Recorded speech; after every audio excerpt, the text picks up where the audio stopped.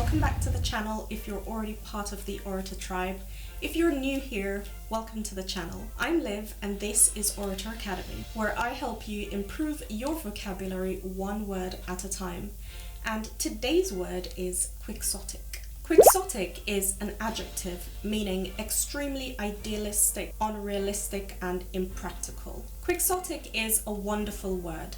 And while it carries the meaning of being unrealistic and impractical, it also carries the kind of meaning of a kind of romantic nobility. The source of the word is from the great Spanish novel Don Quixote, whose title character is given to great acts of chivalry and impractical schemes. In this novel, Alonso Quijano, who is an avid reader of chivalric novels and is full of ideas about bringing back the chivalric age, goes mad and decides he's going to do just that.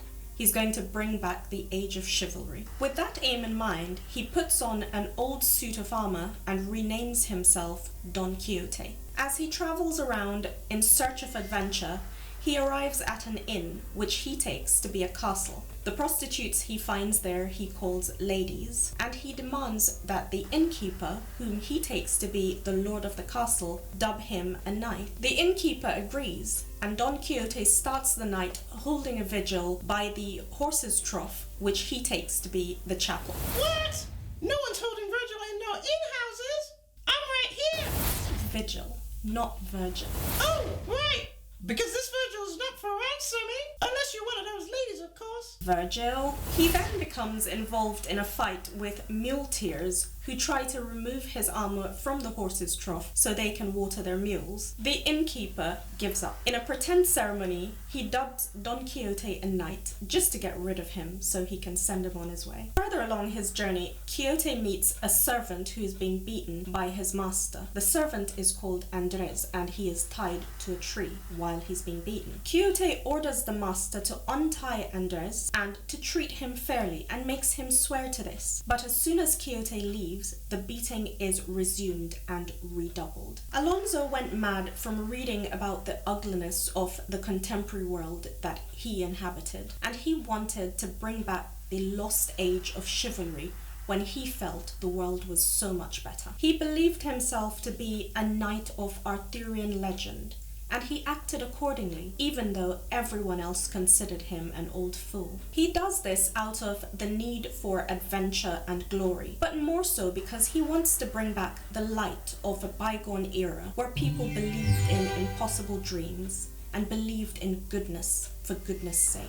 And the world laughed at him, but Don Quixote represented a rare kind of nobility in a dreary and uncaring world. Quixote aims to dream the impossible dream, to fight the unbeatable foe, to bear with unbearable sorrow, to run where the brave dare not go. The novel Don Quixote was published in two parts, the first in 1605 and the second part in 1615. Translations of the first part appeared in English, French, Italian and German by 1612. An English translation of the second part appeared by 1620. By 1644, Quixote was used as a common noun, meaning someone who is inspired by lofty and chivalrous but impractical ideals. The derivative adjective Quixotic, which applies to both persons and situations, appeared in the first half of the 18th century. Quixotic has always been ambivalent in its meaning, so it could mean extravagantly chivalrous, romantic, or rashly unpredictable. To the contemporary ear, the Don in Don Quixote